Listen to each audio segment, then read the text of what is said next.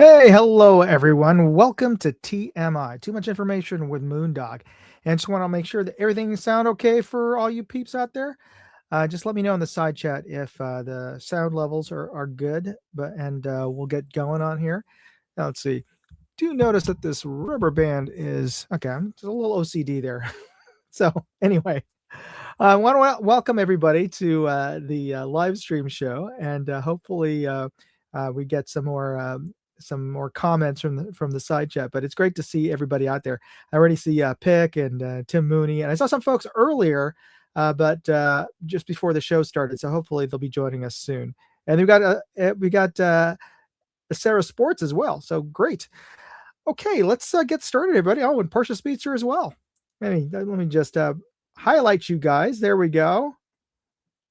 We got Tim, we got Sarah, and we got Portia Speedster. Awesome. Okay, so before we get started, I just want to plug our episode sponsor, which is Aura.com, which is the cybersecurity company that I use to help protect me when I'm online. Now, we had a good friend of the show. For those of you who watched, we had Cyclops Joe, who just went through like a month and a half of just sheer drama and just angst with having had his email, his Gmail, and his YouTube channel hijacked, and then trying to get it back, or at least proving that he was who he was to the folks over at Google so that he could get his account back. Well, that's how dangerous it is to be out in the interwebs. Well, if he would have had if he would have had the automatic $1 million worth of identity theft insurance, he could have used that to hire some professional help to help him recover his account sooner. He did get help, so that's great, and I'm glad that we were able to help him here. But he could have hired professional help, and that insurance would have reimbursed him for those costs. So you can get $1 million of identity theft insurance. You can get a VPN, fraud alerts, credit monitoring, spam blockers, and my favorite service is their data broker removal service. A lot of the reasons why we get spam mail, spam calls, and spam texts is because our information is being bought and sold by data brokers to marketing companies, political organizations, and who knows who else. Well, you can get yourself legally, you can have yourself removed from these data brokers, but you have to go through each of them individually, which is the tedious process because there's hundreds out there. But you can use Aura.com's one-time service. You just well, not one time, but I mean, you only have to press once, and they will automatically contact all of the data brokers they have in their database and formally have your request to have your information removed from their databases. I got myself removed from over 30 in the span of 72 hours. It's awesome, super easy. Try them out for free. Aura.com/Moondog. Use my link there to get 14 days free. So try them out. And we have also our other sponsor, Mad Hat Jerky, which I have here. Great jerky, by the way. Very clean ingredients. This is one of my favorite flavors, black truffle. They also have the gourmet black truffle, which is made with flank steak, even more tender. Their jerky is very tender to begin with, but their flank steak one is even just chef's kiss in terms of the quality of the meat, quality of the ingredients. No artificial preservatives, very clean ingredients, handmade in Pennsylvania by Matt and his family. So try them out. They're awesome. Get 15% off using my code Moondog on their website, and you can use the QR code there, or I'll post up a link actually, so you can go to let's see here, order free sample using my link. There we go. Let me just post a link in the side chat here, and you can try them out. You can get a sampler pack. You can buy a sampler pack from them, and you can try their most popular flavors in that sample pack. Great stuff. Pick says, I really like the black truffle, and the curry is pretty solid. Yes, their curry is awesome. It's the Punjab curry. If you like Indian food, and then you'll love this. It's not super spicy, but it's got a good heat to it, as long as with those very aromatic Indian spices. So it's really tasty. And for those of you who joined us, and thank you for joining us early. Here is your early bird clue. This is the mystery brand that I want you to put into the side chat. Put a hashtag and this company's name in the side chat, and you'll be automatically entered to win the drawing today. And the drawing, we're going to be giving away a set of Rise armament stickers. This is the one. This is the set that I got over at SHOT Show. These are all decals from Rise Armaments. They make some really cool triggers and accessories for your AR and other rifles as well. But they make some really cool stuff. I did a video. They debuted their new drop-in trigger that you don't have to disassemble your selector switch. It just drops in. I don't know what kind of magic that they were able to size this thing, but you can literally, as long as you don't have a trigger in there already, you can just slap it in without having to take off, unscrew your handle and take off your locking detent. It can be a bit of a hassle. Plus, there's the little springs and stuff you can easily lose if you aren't too careful.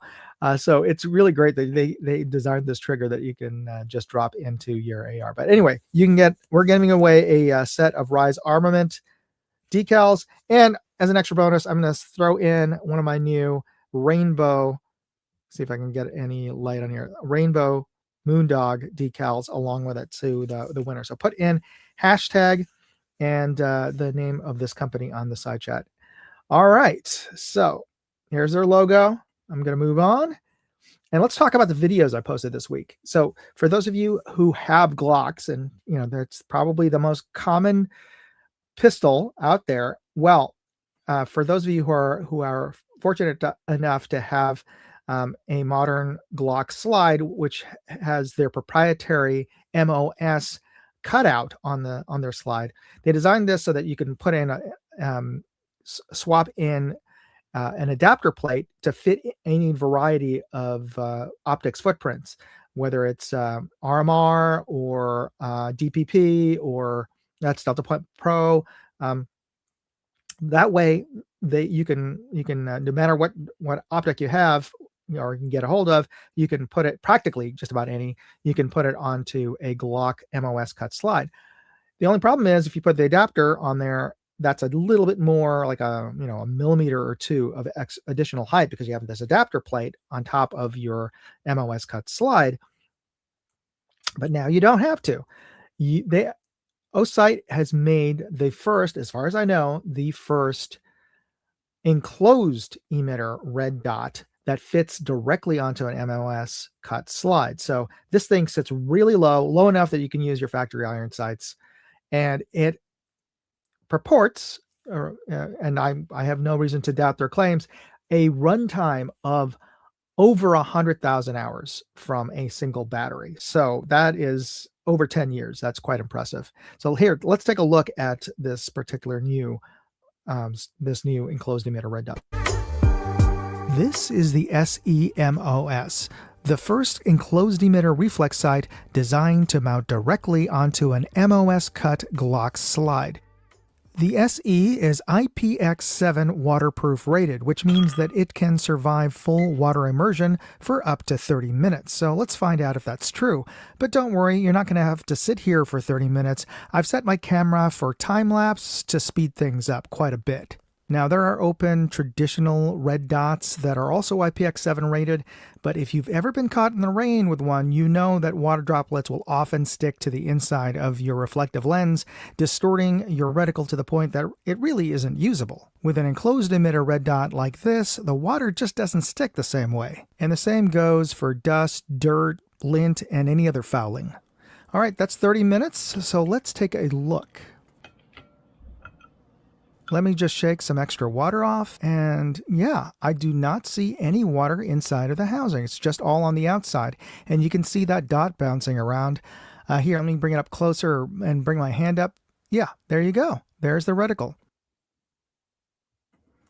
Yeah, so to answer Tim's question, yes, it is a mailbox site, though this is much smaller than the infamous Acro mailbox. So that's one thing.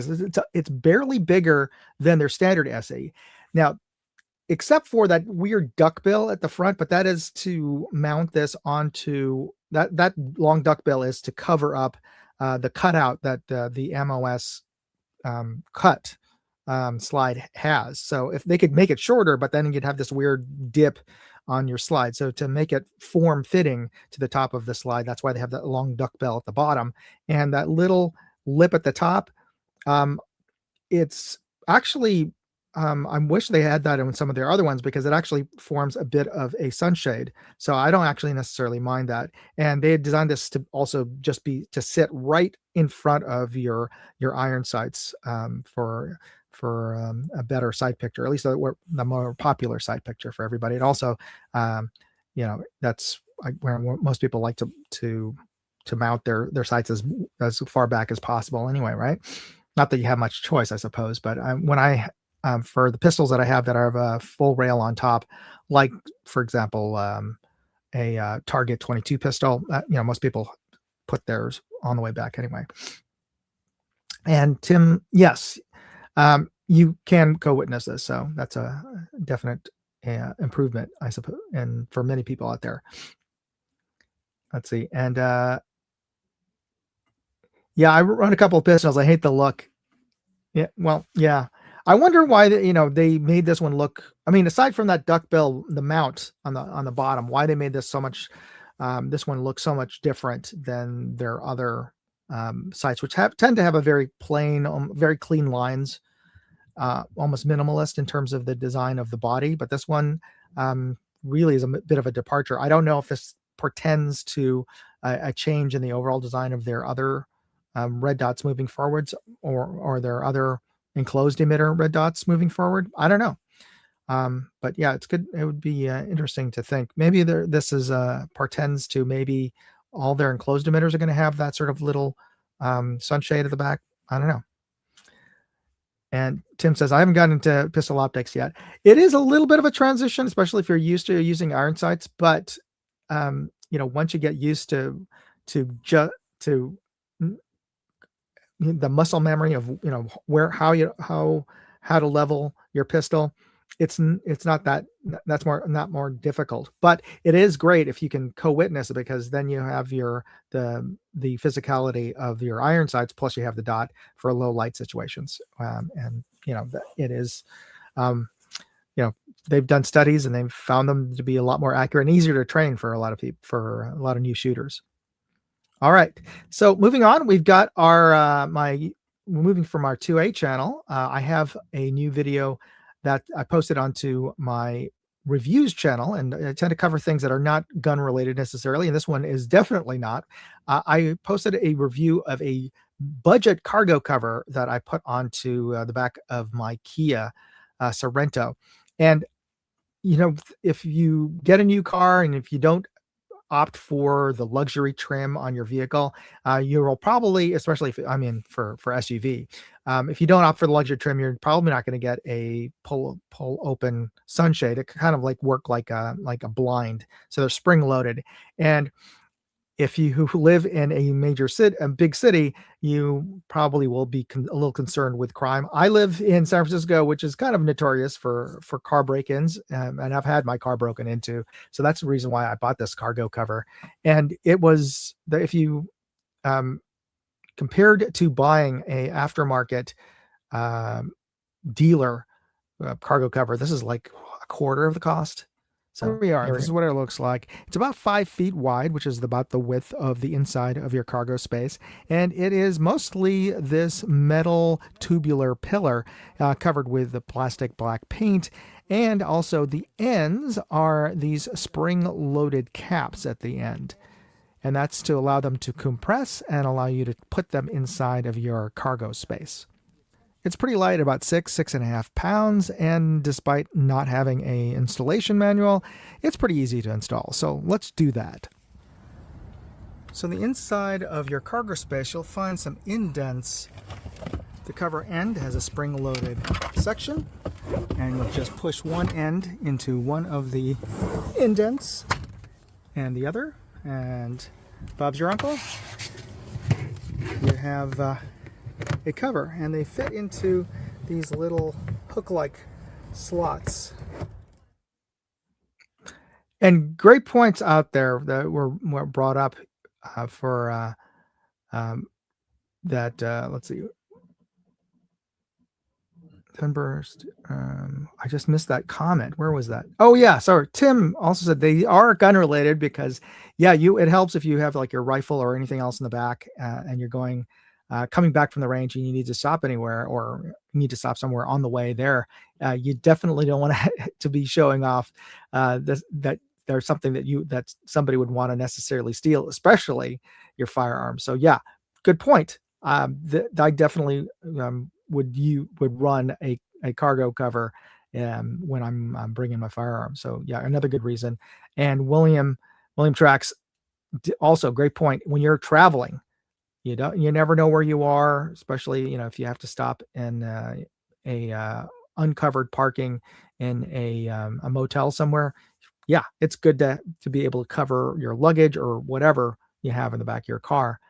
So yeah, it's great to have those cargo covers. And again, the I was surprised that I could get one so cheaply. It was less than $50 at the time. So yeah, very very good. It also helps hide the bodies in Minecraft.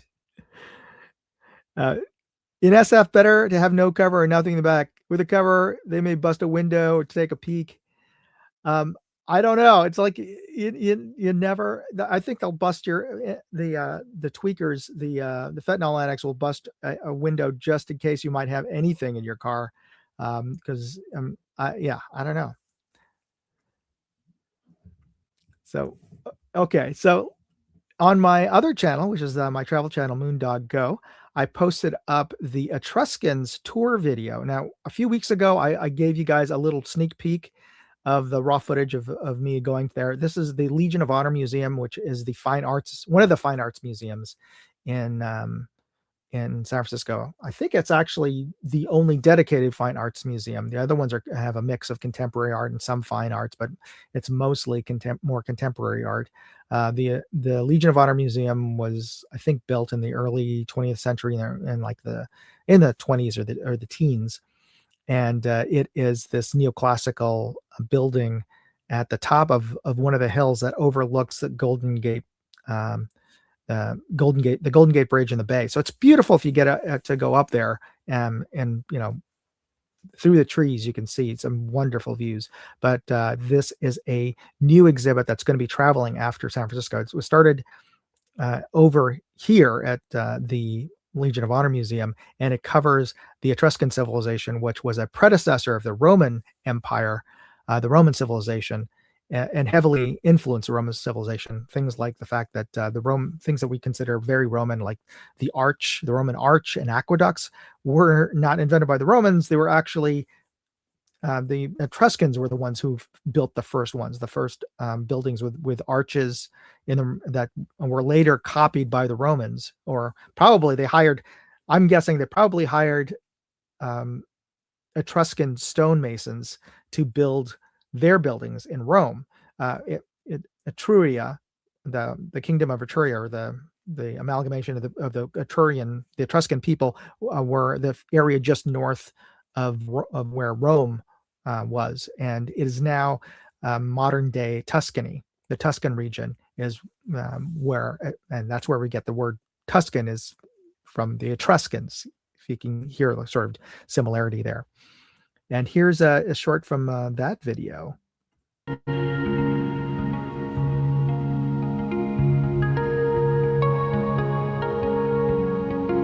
you can see the area of Etrusca.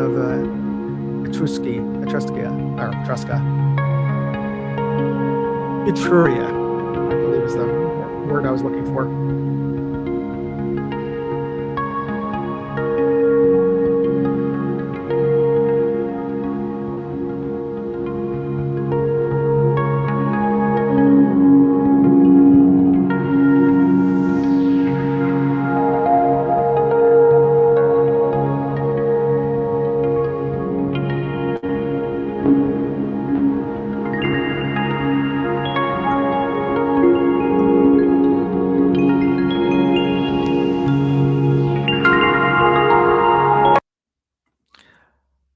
Oh yeah, this is true. I don't know if William is specifically mentioning this, but the habit of going to baths actually started with the Etruscans. I mean, having public baths that were heated, Roman baths. That um, cultural um, habit was definitely established by the Etruscans before the Romans. So yet again another um, influence. So that's what I posted up. It's about an 8-minute tour video of the exhibit. Most of the exhibits are actually objects that were mm, from burials in the tombs in the Tuscan region, because most of the homes, the ancient homes there, were basically still being used. So a lot of the original architecture is gone because those same families, for the most part, repurposed their home, or remodeled their homes over the hundreds and hundreds of years to modern day. So a lot of the original Tuscan homes, it's not like, for example, you can find the original Roman homes and how they lived in Pompeii, because of that city was destroyed by the eruption there of and that's the reason why we know what ancient Roman homes look like.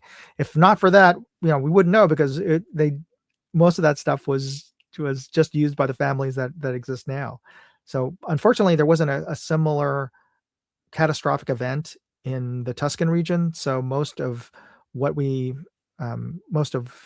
ancient Etruria is gone, aside from the objects that were found in the family tombs that they had. So a lot of those objects you see there were offerings or things that were left, for their dead. And yes, I was. Oh, cool.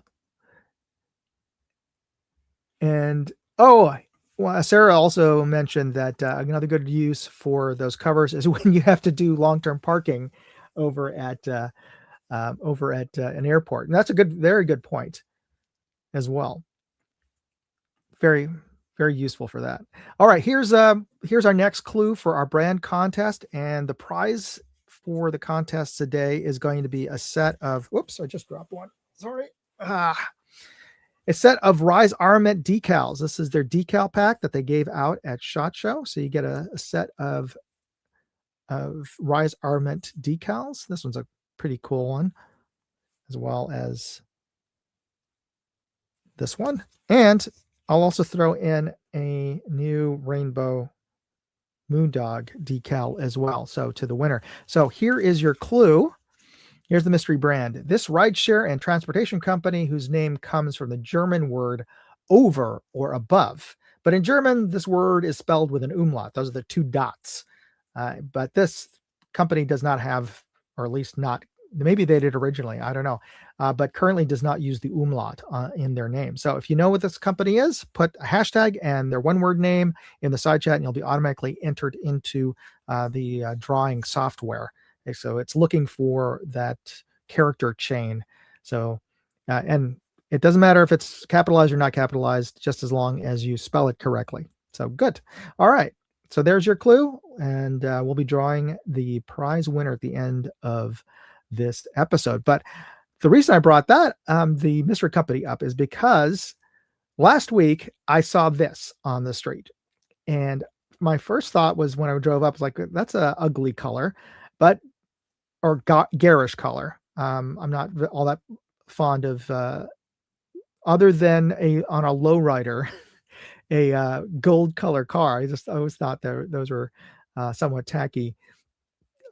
But this car, then I was looking at it like, that kind of looks like a Tesla, and I realized, this is one of their new self-driving cars. I mean, this is one of their new the new RoboTaxi, and or called the CyberCab. I'm not sure if they've decided on the name, but I believe the car itself is called the CyberCab, and their service is called RoboTaxi. But this is what I found out about it. So RoboTaxi is a ride-hailing service that has already been rolled out by Tesla. So you can download their app right now. It's called RoboTaxi, and you can get the app. They're starting the testing in a couple of cities. Austin was the first city that they started testing these vehicles, and I believe Miami, uh, or possibly Tampa. Thing is, this is the first one I've seen in San Francisco, and in San Francisco, they've just like when Waymo first launched, they're requiring in San Francisco or California that autonomous vehicles have to have a human driver as in case of emergency on the inside. So when I saw this, I walked up just to take a closer look at the thing, and I was kind of surprised to see somebody in there in the driver's seat because I thought it was going to be empty. I thought it was just parked and waiting for the next person to hail it. But there was somebody sitting in there. That's when I found out that it doesn't. It requires to have somebody, a live person in it. But here's the weird thing: even though there's a live person there, there's not much they can do other than, I guess, maybe hit the brakes. I don't even know if it has brakes and an accelerator, because apparently the CyberTaxi or the CyberCab doesn't have a steering wheel. I'm not sure if it has an accelerator and a brake on it either, but it's designed to not have a steering wheel so that it can accommodate two passengers. I'm not sure if they're planning on making a 4-seater version, because I would think that a 2-passenger only rental taxi would have some serious limitations. But anyway, that's what they're rolling out with the CyberCab. So it has no steering wheel. It's a 2-seater coupe, 2-door. It has no rear window. It has no side mirrors. So that's a little, that was also very striking.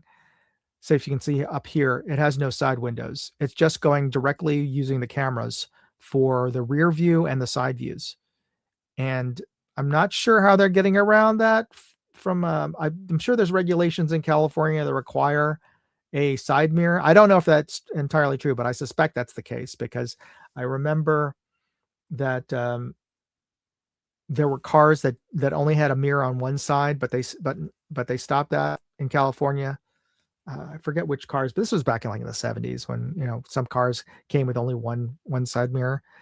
One other cool thing about this, or interesting, is that they're designed. These are they are purpose-built cars. They're not like a variation on their current car. Whereas I believe in the initial launch, they just used a Model Y and modified it with, I guess, souped up version of their full self-driving software, their FSD software. But these ones are purpose-built specifically as CyberCabs. So that's why they don't have steering wheels. They don't have rear mirrors or rear windows. Don't have rear mirrors or side mirrors. And they have inductive charging. This is a big difference and a big step. That means just like your phone, they're using magnetics. You just park it and it starts to charge, provided that you have an inductive charger at the parking space. So that could be a huge game changer in terms of for a fleet of vehicles. So you don't have to plug it into anything. You don't have to. It doesn't require a human there to open the charging hatch and put in a charger cable into it. And it was parked by a fire hydrant. I know. So temporary. So as long as they didn't, there was a human there, so they can be paused, I suppose. I'm not. Yeah. And I was surprised to see a human inside there. Change the color and it wouldn't look so bad. I know. I don't know why they went with the gold, but yeah, it's a little gold finger to me. Now, what I found out when I was doing a dive into this, I forgot to mention that it has a 297-mile charge range, which, apart from the fact that I just misspelled charge, is actually pretty decent, and perhaps even too much of a battery charge range, given that it's supposed to be a taxi. You'd figure that you're not going to be. I wouldn't expect that to be driving 200 plus miles in a day. But then again, I used to drive in Southern California, and or if you're in Texas, it's not unusual to be putting in 200 miles in a day if you're driving between two major cities in Texas, or if you're just driving around Southern California, commuting. it's not all that unusual to be driving, 80 miles and being stuck in traffic too. So maybe 297 is actually pretty decent. Apparently, Elon or Tesla announced way back in 2016, that they were coming out with this RoboTaxi software, and the initial idea was to allow any Tesla owners to rent out their personal vehicles to be used as a RoboTaxi, as a self-driving ride-sharing platform while they're not driving it, so that if you're going to work, and you could just park your car and then you use their app and allow your car to be temporarily rented, and you'd get a cut of that while you're not using it. And that seems like, okay, sure. I don't know. Would you feel comfortable letting somebody else drive your car when you're not in it? I mean, it's one thing to be an Uber driver or a Lyft driver, and I have friends who are, but you're driving your car. You have some semblance of control over what your passengers or your fares are doing in your vehicle. Would you be comfortable letting your personal vehicle just even if it was covered by insurance? I don't know if I'd be all that comfortable doing that. I don't know. That could be me. Yeah, some more thoughts on the color. Bright yellow. Yeah, I mean, yellow cabs are pretty common. Oh, I got a question from Will Trax. The entire roof solar panels seems like it would work.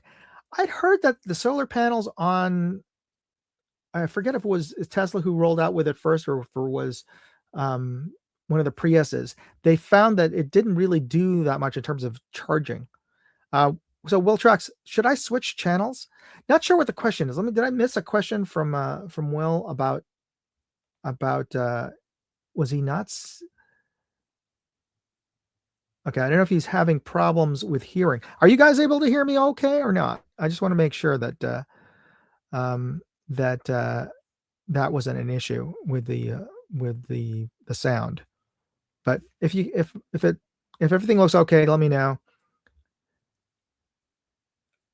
Oh, okay. So William's asking, should he go from 2A to Go?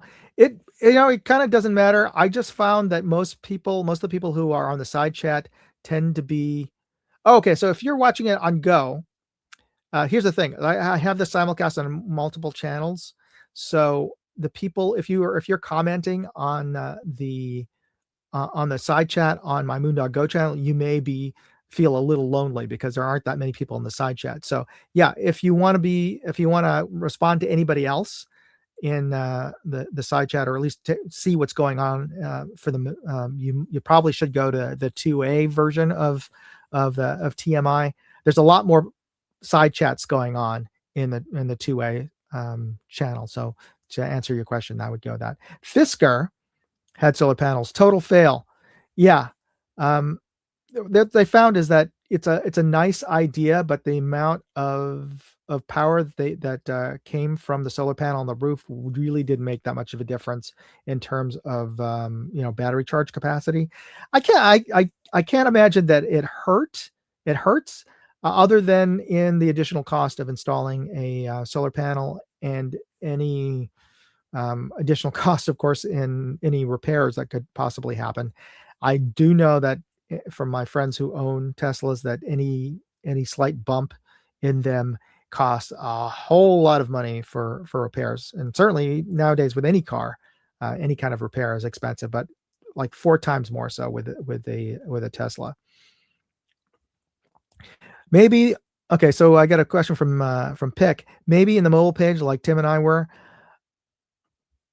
Oh, okay. So maybe there's something to go.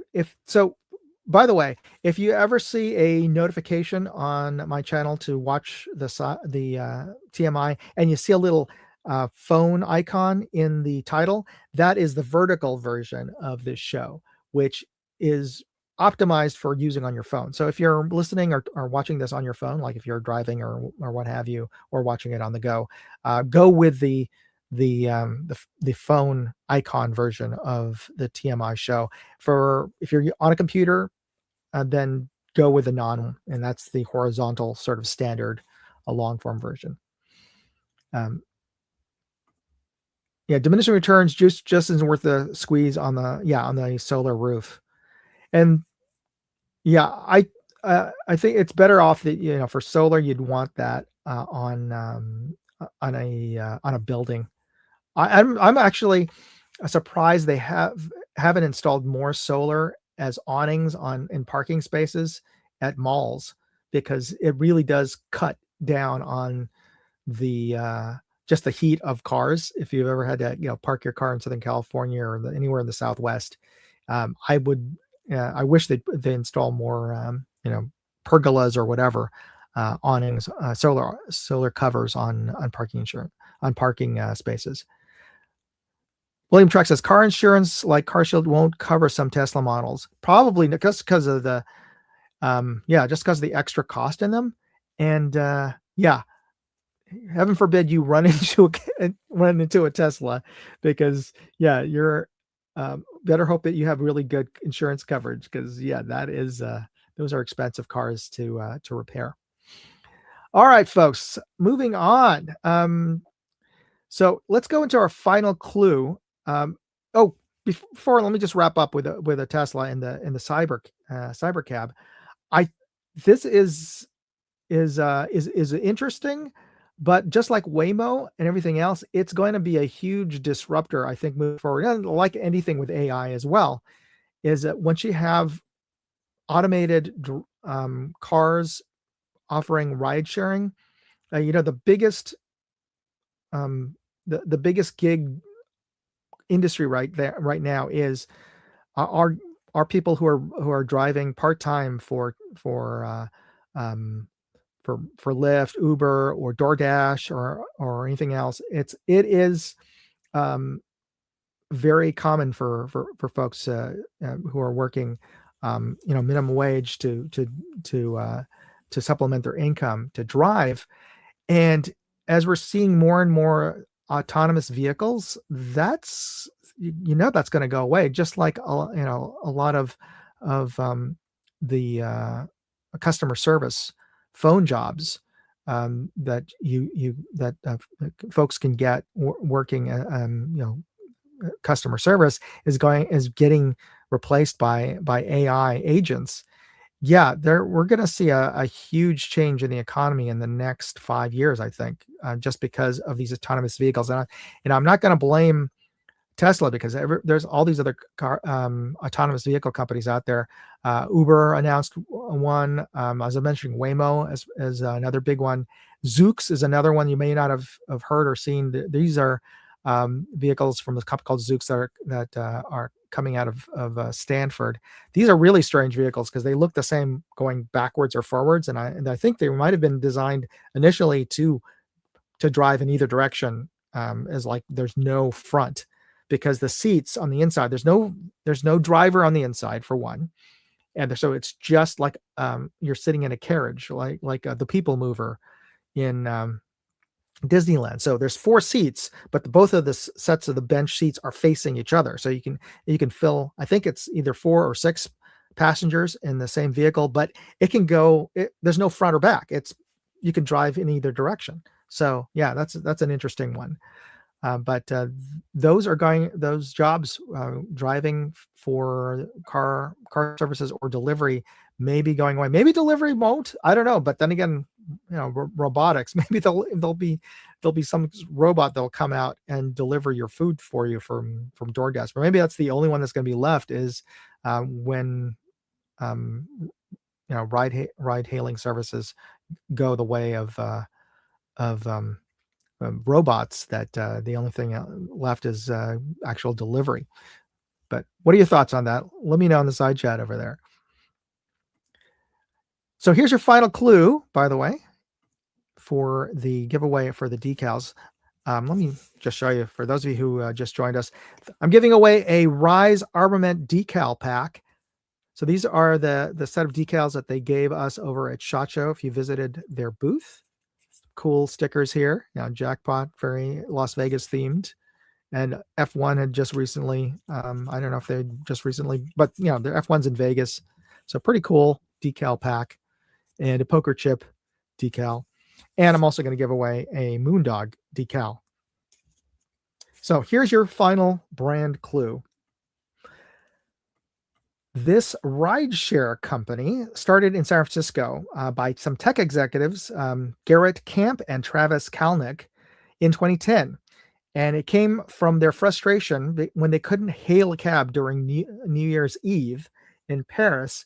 And later on, when they went for New Year's a holiday celebration in New York City, they couldn't get a cab either because they were all, and they had to get a limo to drive them around, and the limo cost them $800.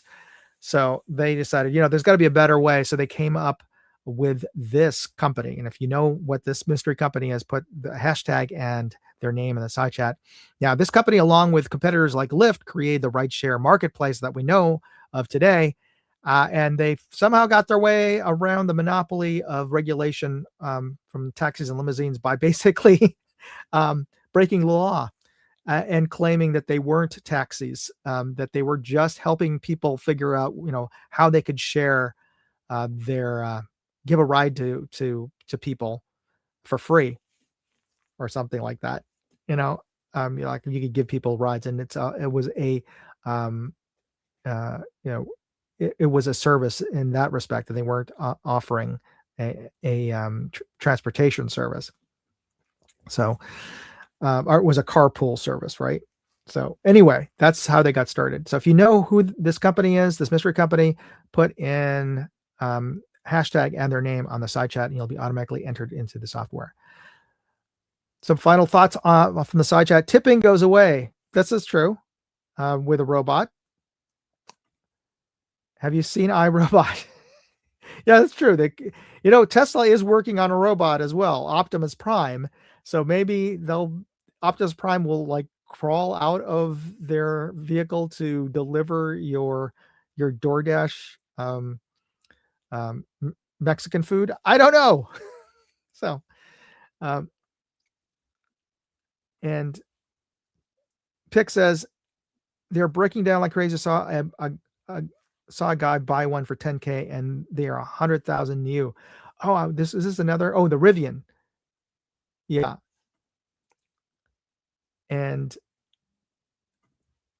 yeah, they're autonomous tractor trailers too. Absolutely. Yeah, I remember when taxi cabs were a monopoly. In fact, in New York, there was a limited number of medallions, as they call them. Literally, there's these metal shields that if you find a New York taxi, if you ever go to New York and still find a taxi, you'll see them. If you look on their hood, you'll see this round, I think red or black and white, or black and silver metallic metal plate on it, and it is the license for that cab to function in New York City. They're called that metal ID disc is the medallion, and that's the only way you're legally allowed to run a taxi in New York City. And I forget if it was it's well over $100,000 to register that license and get that license from the city of New York. I don't know if they've knocked down the price, but people were had to hawk their house or whatever to get a medallion, because it was your guaranteed income. But when Uber started coming out and Lyft and all these other companies, then all that competition basically just, I wouldn't say made their medallions worthless, but certainly not as worth the hundreds of thousands of dollars they had to pay for it. And some guys even I'm not sure. I'm not up to date with what's going on in New York City, but yeah, the whole monopoly on taxis was definitely destroyed. That's why they called those rideshare companies disruptors in the market. All right, folks. So let me draw the winner here. Let me close. Oh, before we do the final drawing, just want to mention that we do have some discounts this month. From some of past sponsors. We got Votatu. If you use code Votatu10, and if you go to their website, you can get their infrared illuminator, which is one of the prizes this month, by the way. You can get it for 10% off. And if you go to Vector Optics, you can also get, and here's the link for them, you can also get 10% off using my code Moondog39. And Anarchy Outdoors has a 5% off discount using code Moondog2A on their website, and you can get 5% off any of their products on my website. And by the way, as I mentioned, that Votatu infrared laser and designator and illuminator is on the left. You can win 3 prizes this month. I'm going to be giving a 3-prize giveaway at the end of the month on my contest. So go to moondogindustries.com/contest, and you can enter into the contest. There'll be the Votatu V848 flashlight and infrared illuminator. They'll also be giving away a Nightcore Tip 3 flashlight and a Tech Hunters LPVO. And this is their 1:6 by 28, so it's a bigger tube and a bigger objective, so you get a little bit more light than your standard 24 millimeter tube. And you can enter for free. Go to moondogindustries.com/contest. Okay, so let me remove that, and let's bring in the giveaway screen here. And all right, yeah, I'm going to give you one last chance to get your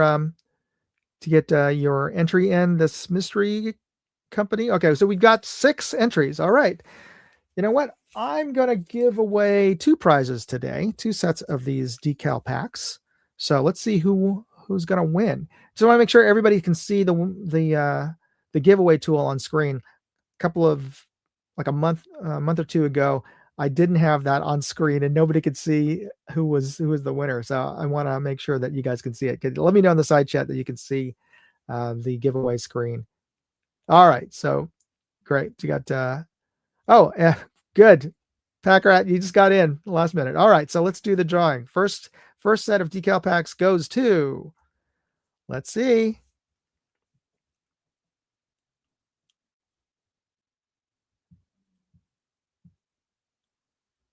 Helping Man, congratulations. Are you on the side chat? So make sure you're there. We'll give you like half a minute. Just make sure that you're still there, because I have to tell you how to get me your mailing info.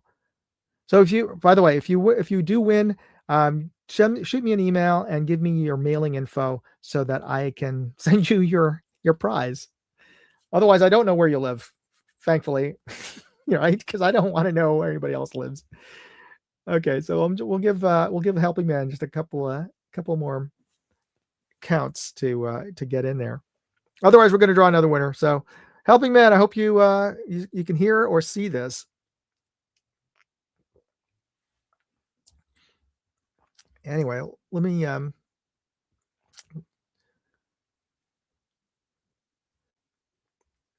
wanted to come back to a question. Drivers, I think I was Packrat said the drivers hate Rivian. Oh, which drivers is that? And why do they hate it so much? Okay, maybe Helping Man isn't here now. That's too bad. All right, let's give him 10 more seconds, and then we'll draw another one, right? Okay, Amazon. I didn't know they were driving Rivians.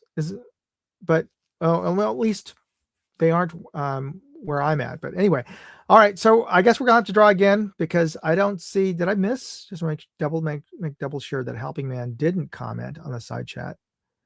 I don't think he did. Okay. All right.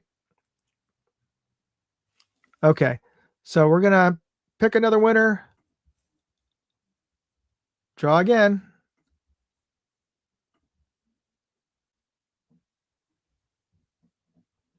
And the winner is going to be Packrat. Okay. I just saw you posting there. So right there, you said Amazon. So, okay. So Packrat, send me an email at contest at moondogindustries.com. And I'll put it in the side chat right now. Send me your mailing address for your prizes, because maybe you don't want them. Maybe you want to give them to somebody else, and you're more than welcome to. Just give me an address to send your prize pack to. Just do me a favor and put just like your entry in the subject line. That way it's easy for me to find in the emails. Put a hashtag Uber in the subject line. All right, let's draw our next winner for the second pack. And this one's going to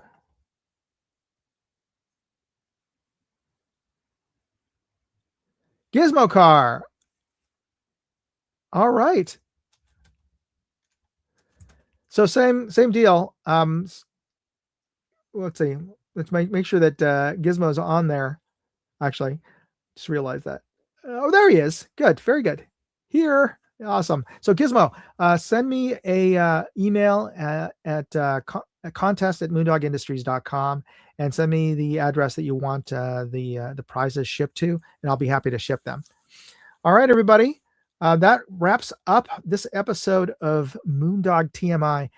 You know what? I've got an extra decal here, so if anybody wants it, send me an email with the subject line Uber, and the first email that I get at contact@moondogindustries.com that isn't one of those other winners will get the decal. So all right, so get your answers in. And again, thanks everybody for tuning in. Be sure to hit that like button, and more importantly, let your friends know that they can win the contest that I'm putting on. The entry's free this time, and the actual requirements to qualify are super easy. It's just one video. It's just one place actually there's multiple places in the video that you could find what I'm asking you to include in the screenshot. So it's super easy this time around. Just watch my Kung Fu Panda video. You can find all the information at moondogindustries.com/contest. I'll put that in the side chat. All right, everybody. Thanks for watching. You be safe out there. God bless. Moondog out. Hey, I'd like to know what you thought of this video. Leave me a comment or chat with me on Facebook, Twitter, TikTok, MeWe, Instagram, or Locals. And if you want to see all of my videos, go to moondogindustries.com.